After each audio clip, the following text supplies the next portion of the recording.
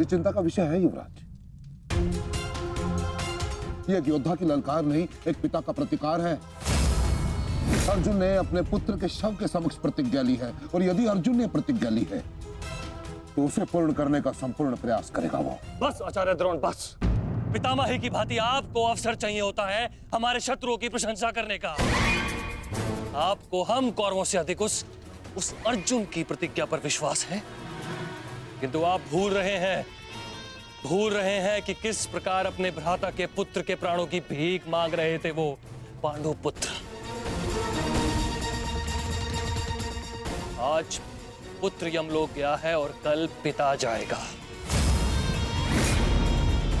और इसे आप सुनिश्चित करेंगे क्योंकि आप कौरवों के सेनापति हैं। दुशासन,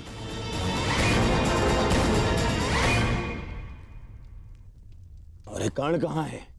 इतनी विकट स्थिति में वो यहां उपस्थित क्यों नहीं है? ये लो, आ गए अंगराज कर्ण। हाँ, कदाचित शत्रु के शव को श्रद्धांजलि देकर आ रहे, या फिर उस अर्जुन का कोई संदेश पहुंचाने आए हैं। देकर आ गए उन पांडवों को सहानुभूति। मैं शत्रु को सहानुभूति देने नहीं, एक वीर की वीरगति को श्रद्धांजलि देने गया था।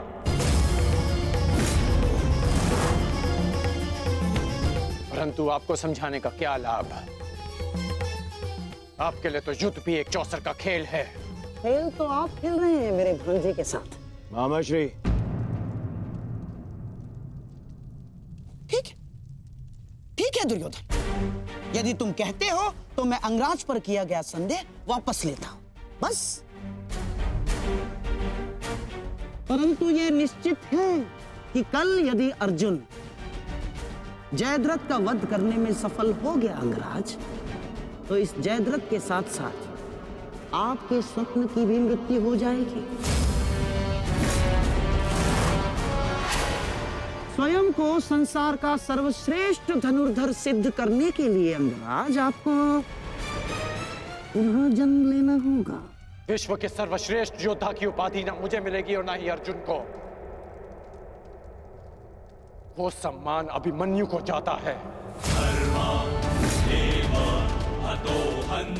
आपके छल के कारण मेरे पास केवल अनीतिकर योद्धा की उपाधि शेष है। जिस भांति अभिमन्यु को घेर कर मारा गया, ना वो युद्ध के नियमों के अनुकूल था और ना ही एक योद्धा की प्रतिष्ठा के। मैंने तुम्हारा साथ देने का वचन दिया था, अन्याय करने का नहीं। न्याय और अन्याय ये सब विजय का खेल है अंगराज कर्ण। जो जीता वो न्यायी और जो हारा वो अन्यायी, क्योंकि इतिहास जीतने वाले लिखते हैं, हारने वाले नहीं। यदि ऐसा है तो मुझे इस इतिहास में कोई स्थान नहीं चाहिए।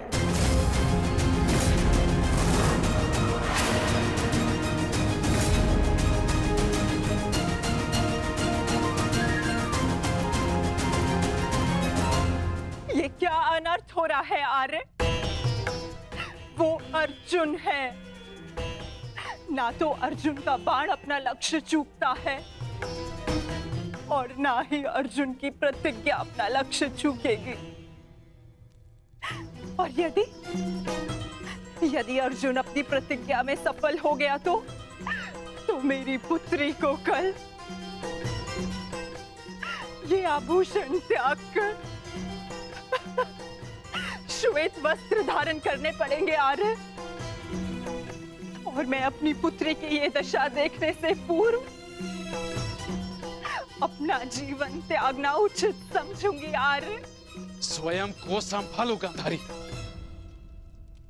प्रतिज्ञा लेना और प्रतिज्ञा पूर्ण करना दोनों भिन्न बातें हैं। हमारे पक्ष में गुरु द्रोण है, कर्ण है, अश्वत्थामा है, पुत्र दुर्योधन स्वयं है। पर विश्वास करो गांधारी, तुम्हारी पुत्री के सुहाग पर कोई आंच नहीं आएगी। कल मेरी बहन दुशाला के सुहाग की रक्षा करना ही हमारी कल की रणनीति होगी। कल हमें जयद्रथ को युद्ध क्षेत्र से दूर रखना है।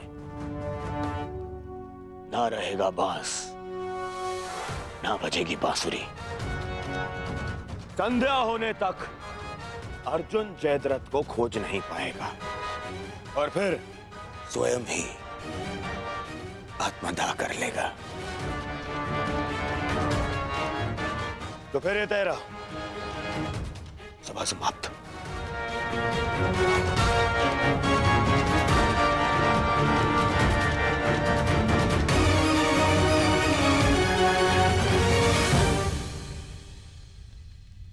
चलिए मामाश्री, युद्ध की तैयारियां करनी है। वही तो,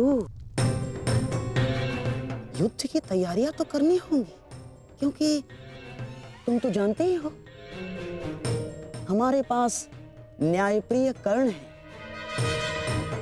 और उन पांडवों के साथ वो छलिया। वो कोई ना कोई मार्ग तो अवश्य ढूंढ लेगा जयद्रथ तक पहुंचने का। अर्जुन की इस प्रतिज्ञा की सूचना कौरवों तक पहुंच गई होगी और कौरव इस अवसर का लाभ अवश्य उठाएंगे, विशेषकर मामा शकुनी, जो मेरी प्रतिज्ञा को मेरे ही अंत के लिए योग करने का षड्यंत्र रच रहे होंगे। सुनो, ये गांधार का सबसे तीव्रगामी अश्व है और स्मरण रहे, ये संदेश अपने स्थान तक अपने समय से पहुंचाना अति आवश्यक है। यदि ये संदेश अपने समय से नहीं पहुंचा तो समय से पूर्व तुम अवश्य यमराज तक पहुंच जाओगे। समझ गए?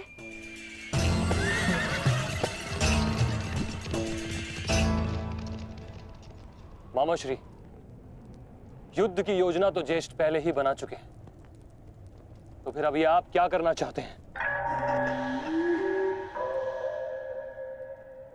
बुद्धि का हाथ कब थामोगे दुशासन? हैं?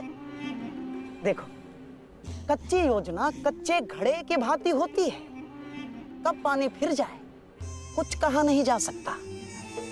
उस जयद्रथ को केवल युद्ध से दूर छुपाना पर्याप्त नहीं होगा, क्योंकि मैं जानता हूं उस छलिए कृष्ण को मैं भली भांति जानता हूं। वो इस समय कुछ ना कुछ चक्र अवश्य कर रहा होगा। इसीलिए मैं ये सुनिश्चित कर लेना चाहता हूं कि कल युद्ध में जयद्रथ का वध हो या ना हो, परंतु वो अर्जुन अवश्य मृत्यु के घाट उतर जाए। परंतु मामाश्री, मैं कुछ समझा नहीं। तुम समझने का प्रयास भी मत करो। जब मेरे शब्दों के बाण तुम्हारे मस्तिष्क को भेदेंगे तब तुम अपने आप सब कुछ समझ जाओगे।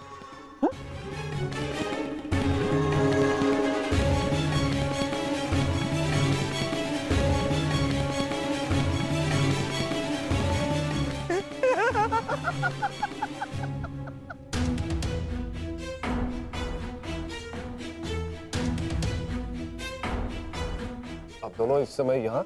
जामाता श्री, देखिए,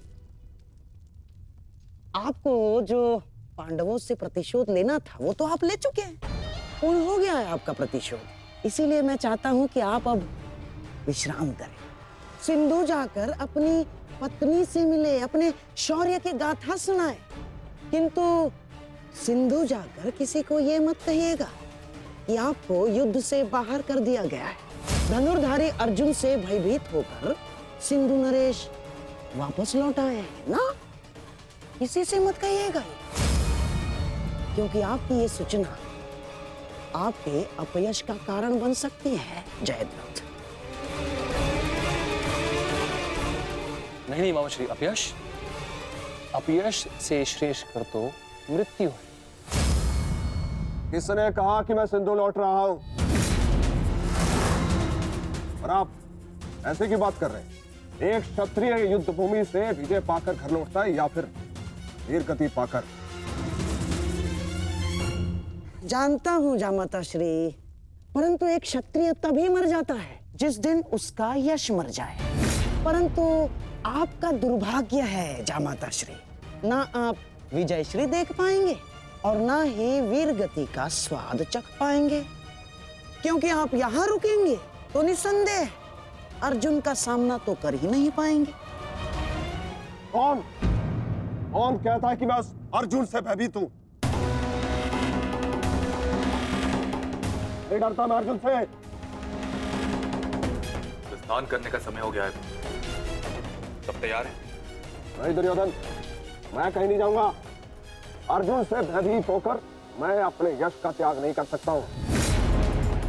एक क्षत्रिय तभी मर जाता है जब उसका यश मर जाता है। मैं ये युद्ध भूमि छोड़कर नहीं जाऊंगा।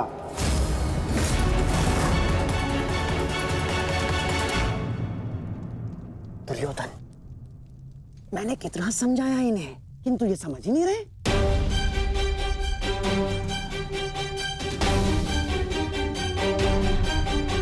समझने का प्रयास करो चित्ररथ। मेरी बहन दुशाला मेरे लिए बहुत प्रिय है। यदि अर्जुन अपनी शपथ पूर्ण करने में सफल हो गया तो अनर्थ हो जाएगा। उसका उपाय मैंने कर लिया है दुर्योधन।